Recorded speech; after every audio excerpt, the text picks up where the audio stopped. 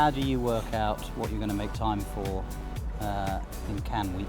Founders of Snapchat, some of the coders and developers of Facebook, etc., on platforms telling us generally new and interesting things. I think you've just got to make time for that. The technology companies are taking over here, and I think that's a good thing, because I think it's keeping us on the toes.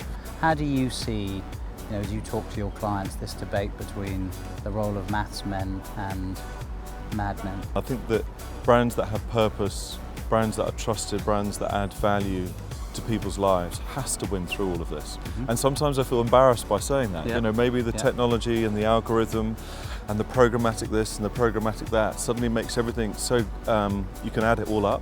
Yep. But in the end, there is an audience that needs to be looked after, respected.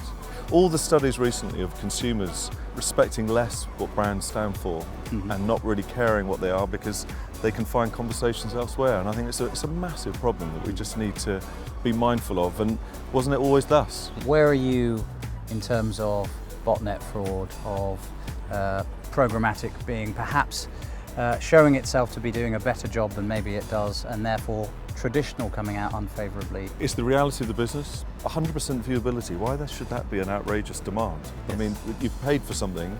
Yeah. Guaranteeing that someone's viewed it, I think, is completely acceptable.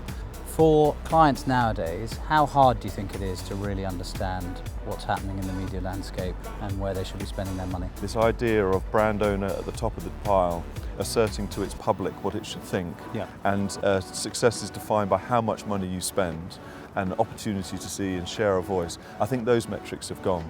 And from a Guardian's point of view, we combine what we write with the contribution of our audience being the perfect interpretation of the truth.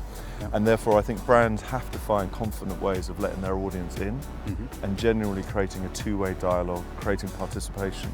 The upside of going into these new places of distribution is the distribution, which is fantastic. Yeah. The downside is you can't control what happens on those platforms. Do you worry then what happens to your brand by it being in those platforms? If we can track back to, say, as I say, 9th largest newspaper, 3rd largest in the world, you take that any day of the week. Yes.